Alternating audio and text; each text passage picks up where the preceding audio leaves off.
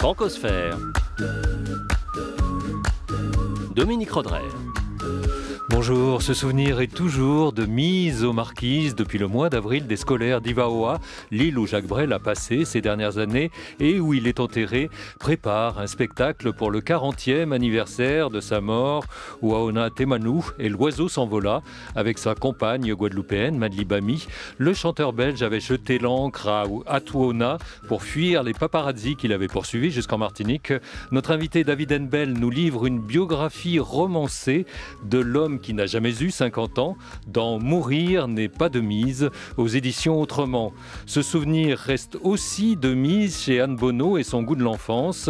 Edwige se revoit petit enfant haïtien avec son cousin dans la forêt guyanaise, en entendant un peu tremblant claquer les coups de feu de la chasse au paquira. Enfin, dans son Speak French, Jean-Marie Chazot prendra l'accent flamand. Francophonie ? Qu'est-ce que ça dit ? Francophone ? Qu'est-ce que ça donne ? Bonjour David Henbel. Bonjour. Francophone, Brel l'était résolument, définitivement et même tempétueusement, on peut dire. Oui, je crois que la plupart de ses chansons étaient écrites en langue française et donc oui, son œuvre est avant tout francophone. C'est pour cela qu'il part s'installer en terre francophone plutôt que dans un endroit perdu où l'on ne parlerait pas le français. Alors il a commencé sa carrière effectivement en Belgique, mais très vite il a eu le désir de monter à Paris et de faire carrière, comme on dit, sur les planches parisiennes.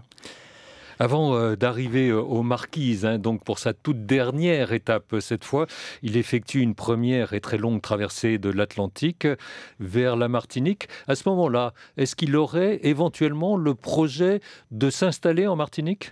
Alors, il envisage effectivement de peut-être s'installer dans les Antilles, mais très vite, il se rend compte que l'Europe est encore trop proche et les photographes, les journalistes sont sur ses traces. Donc, il va décider de poursuivre son chemin et d'entamer la grande traversée du Pacifique. Alors, nous sommes encore dans les années 70 et pourtant, il est traqué déjà par les paparazzis. Pourquoi ?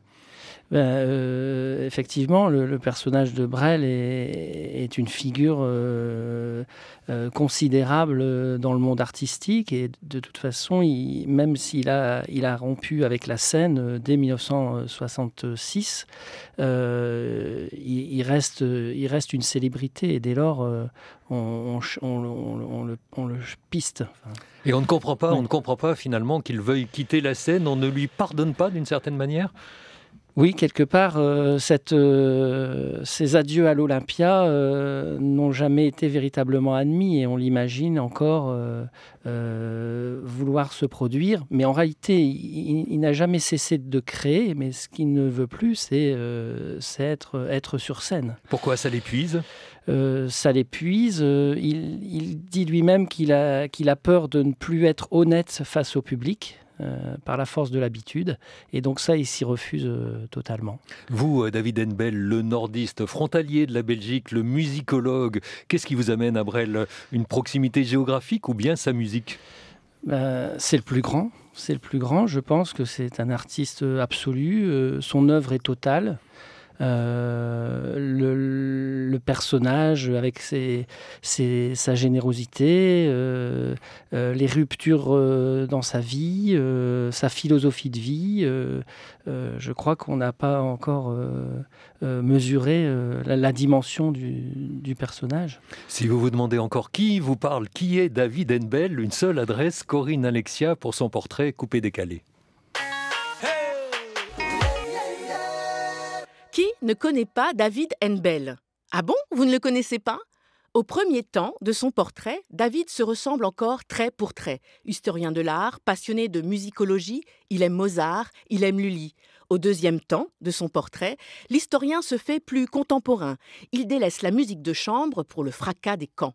Au troisième temps de son portrait, le dessin de David paraît plus abstrait. Le Lillois lorgne de l'autre côté de la frontière, l'historien se transforme en reporter pour célébrer à sa manière un quarantenaire. Tiens donc, Henbel rime avec Jacques Brel. Il me à 1000 ans, façon récemment, 300 pour pas le temps de bâtir un roman.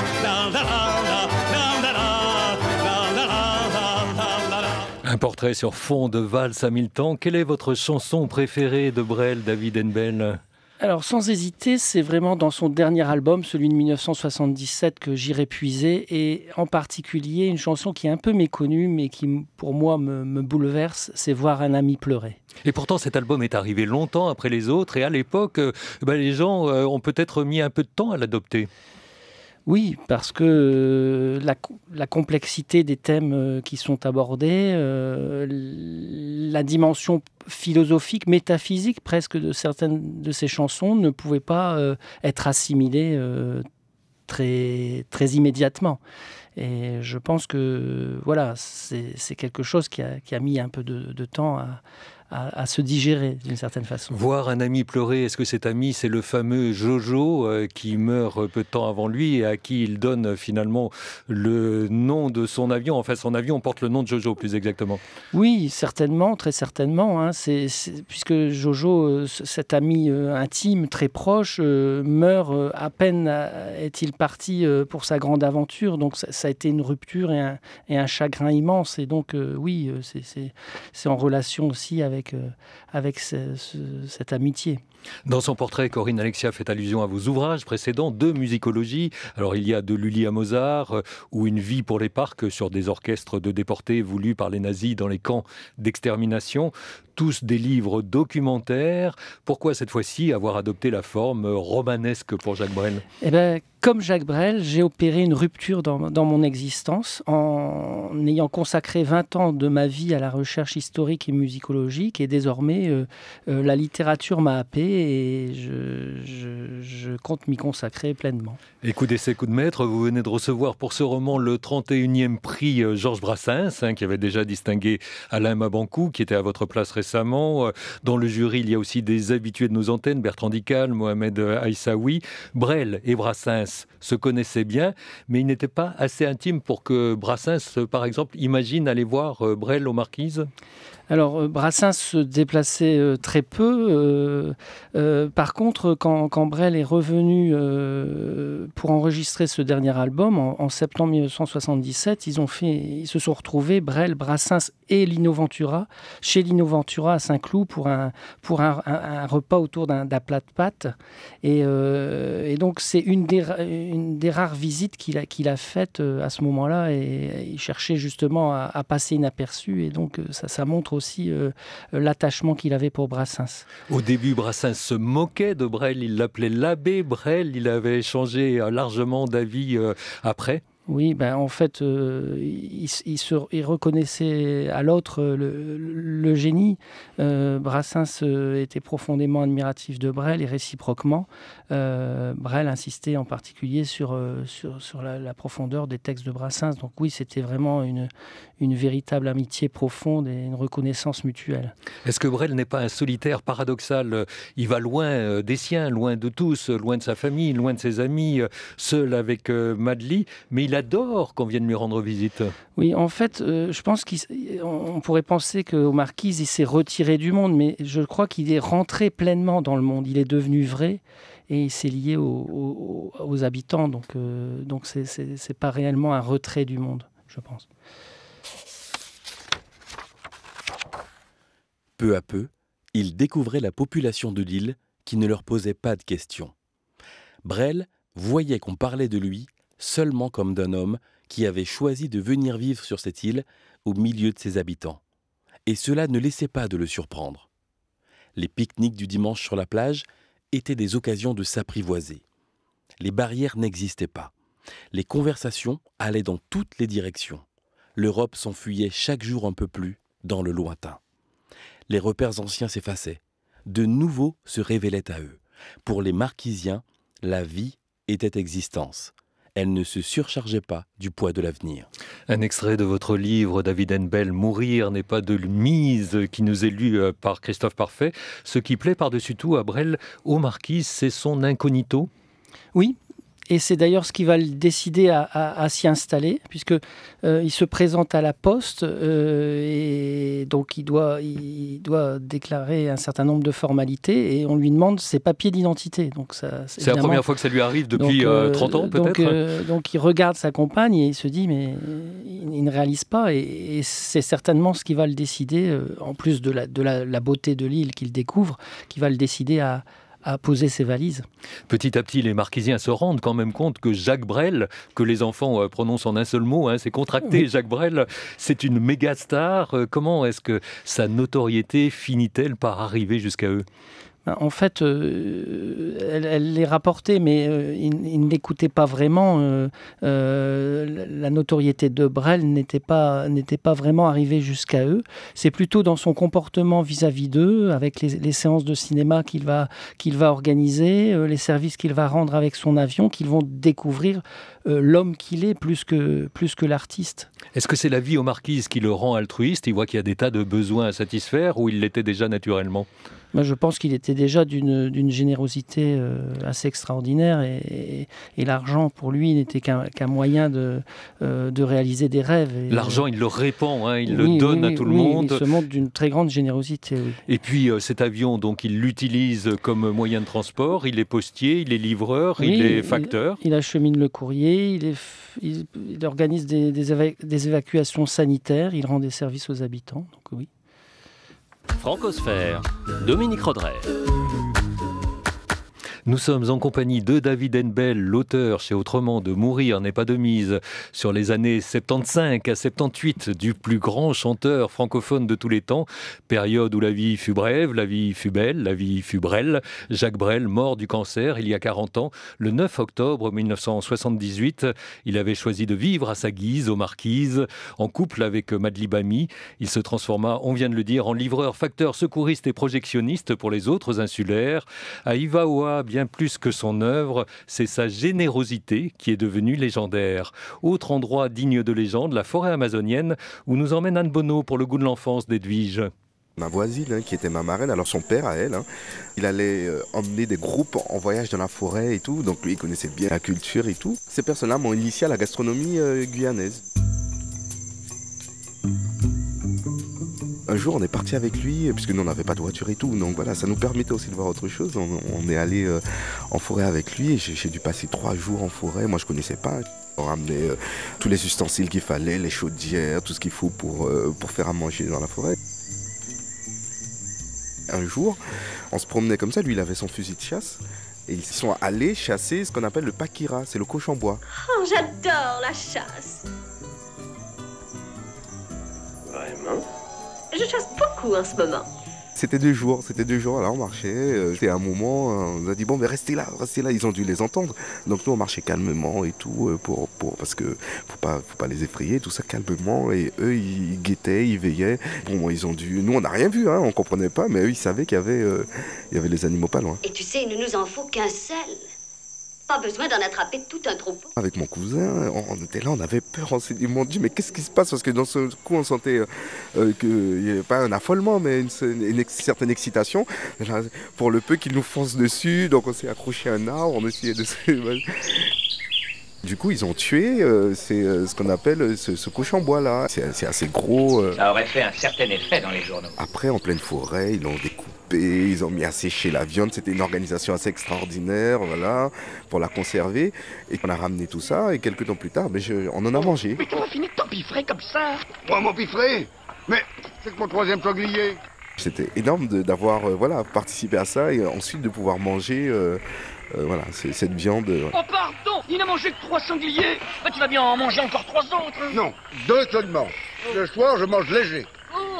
La manière dont ça a été préparé, c'est une saveur fumée. En tout cas, je pense qu'il y a tout l'assaisonnement et tout ça. Question de goût, on aime ou on n'aime pas. Ça remonte à quelques années et c'était un souvenir assez marquant. Votre goût de l'enfance, David Henbel, il avait une saveur régionale. C'était moule frites? Non, peut-être pas quand même. Non, alors je me souviens surtout du gâteau au yaourt que préparait ma maman, et qui agrémentait les pique-niques, les après-midi à la plage. Oui. À la mer du Nord plutôt sur les plages du Var, en fait. Ah oui, donc vous alliez quand même en vacances, vous dépaysez. Sur des latitudes plus chaudes tout de même. Entre 75 et 78, Brel sait qu'il a le cancer du poumon. Il est souvent en soins, mais ça ne l'empêche pas d'adorer la bonne chair. Oui, alors ça c'est quelque chose aussi que j'ai découvert en préparant la documentation pour ce roman, c'est qu'effectivement, il s'est transformé en cuisinier, en gastronome. Et là aussi, c'était dans le sens du partage, hein, de faire des plats très élaborés auprès d'amis marquisiens.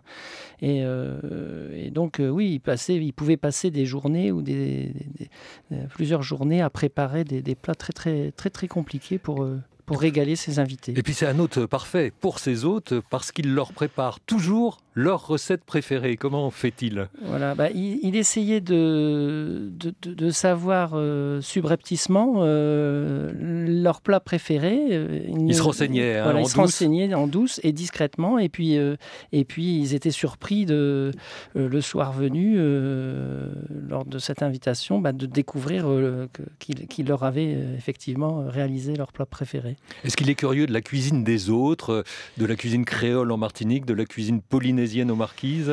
Alors, il cherche plutôt à faire des plats gastronomiques. Il a emmené des livres de cuisine. Donc, je dirais que c'est plutôt des plats européens qu'il réalise sur place avec des produits qu'il fait venir de métropole. Alors, parmi ses visiteurs, il y a l'Antillo-Guyanais Henri Salvador. Vous n'avez pas retrouvé le plat qu'il lui avait préparé, non ? Non.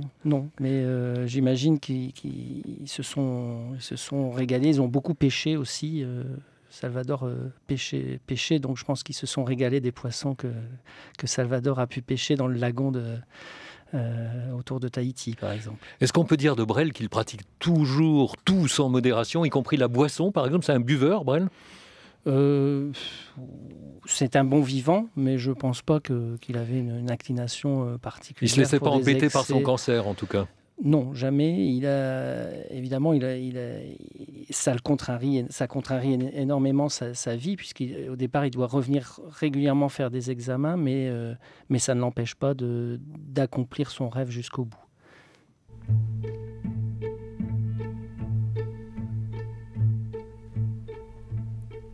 Il parle de la mort comme tu parles d'un fruit. Il regarde la mer comme tu regardes un puits.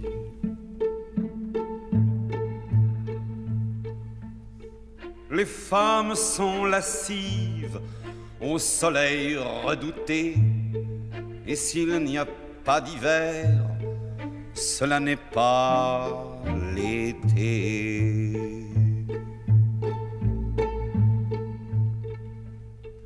La pluie est traversière, elle bat de grain en grain quelques vieux chevaux blancs qui fredonnent Gauguin.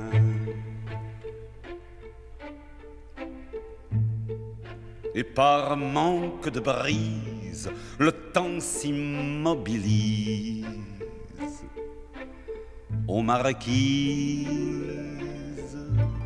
La 12e et dernière chanson du 13e et dernier album studio de Jacques Brel, qui se termine par « Gémir n'est pas de mise aux Marquises » et qui vous a donc inspiré votre titre « Mourir n'est pas de mise aux Marquises ». Alors il s'est retiré de la chanson quand il est aux Marquises, mais c'est plus fort que lui. Il faut qu'il s'y remette, David Henbel ? En fait, je crois qu'il n'a jamais cessé de créer. Il remplissait des cahiers, il expérimentait des mélodies, il a fait venir un orgue électronique dans son île. Donc en fait, il n'a jamais cessé de créer. Ce besoin de créer, il l'a jusqu'au bout. Simplement, c'est créer, mais pas se produire. Ça ne l'intéresse plus. Gauguin, personnage contesté et évoqué dans cette chanson de Brel, contesté aujourd'hui pour ses mœurs licencieuses. À l'époque de Brel, il n'en est pas question. Il peut donc l'admirer sans réserve ? Oui, je pense que Brel admirait Gauguin, s'est intéressé à sa peinture. Il avait des livres consacrés à sa peinture. Donc oui, je pense que le personnage truculent qu'il a pu être l'a beaucoup touché. La chanson parle aussi de femmes lascives. La réputation de Brel misogyne, vous l'avez retrouvée dans vos recherches ? Oui, alors ça, je pense que c'est un poncif, parce que son comportement, en réalité, aux Marquises, ne fait pas du tout apparaître ça. Je pense qu'il avait peur des femmes, en réalité, parce qu'il avait du mal à les comprendre.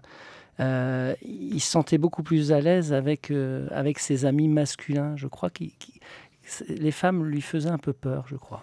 Il faut dire que ce qu'on vient d'entendre, c'est la toute dernière fois finalement que Brel chante dans un micro. Après cette séance-là, après cette chanson qui est la dernière de son dernier disque, oui. On ne l'entendra plus. Oui, c'est le clap de fin. Il a enregistré en fait 17 chansons, il en retient 12. Dans l'ordre qu'il a voulu et dans les conditions qu'il a voulu. On parle de disque testamentaire, vous pensez qu'il le savait ? Au moment où il enregistre ses chansons, non, je pense qu'il est pas encore... le cancer n'a pas encore récidivé, donc je pense que c'est 6 mois plus tard que là les choses vont se précipiter et que la conscience de la fin va l'habiter.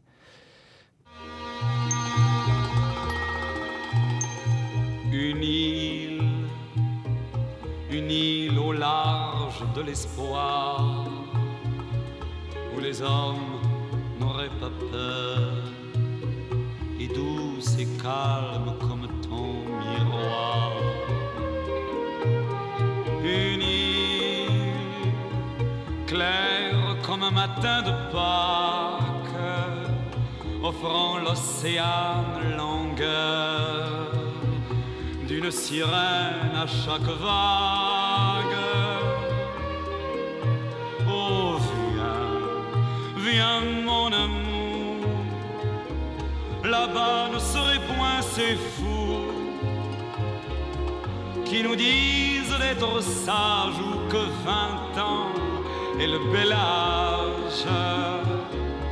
Voici venu le temps de vivre, voici venu le temps d'aimer. Nous sommes encore en 1962 quand Jacques Brel interprète cette chanson, Une île, sur l'album qui contient aussi Le Plat Pays, Bruxelles ou Madeleine.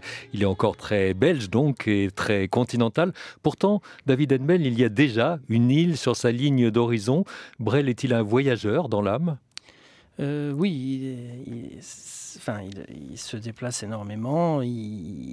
Ses rêves d'enfant, c'est aussi des rêves d'ailleurs. Prendre des cours de pilotage, c'est aussi un besoin d'ailleurs. Partir faire le tour du monde. Donc oui, il y a toujours l'idée que derrière les îles, justement, un rêve l'attend et la magie peut être au rendez-vous, oui. Ce boulimique qui n'a pas atteint 50 ans, mais qui a plus rempli sa vie qu'un centenaire, il ne s'ennuie jamais aux Marquises ? Non, il ne s'ennuie pas. Il y a des moments de calme, il y a des moments où il lit, il écoute de la musique, il y a des moments où il est à bord de son avion. Il se rend régulièrement à Tahiti pour s'approvisionner, pour aller au cinéma, pour aller au restaurant. Non, je ne crois pas que Brel ce soit un être qui puisse s'ennuyer. Sans sa maladie, est-ce qu'il aurait eu le même souci de vivre à l'écart de sa propre célébrité ? Non, parce que je pense que la découverte de cette maladie intervient après son départ. Donc c'est simplement ça n'a rien changé. Quelque chose qui va contrarier ce grand voyage. Le Speak French de Jean-Marie Chazot se fait batave. Jacques Brel les appelait souvent les flamingants, plus souvent que les flamands, et n'était pas leur meilleur ami, ce qui n'a pas empêché le chanteur de sacrifier parfois à leur langue dans ses interprétations. Jacques Brel a enregistré 9 chansons en néerlandais au cours de sa carrière. Marik Marik, mais aussi son fameux Plat Pays, encore plus rugueux en flamand.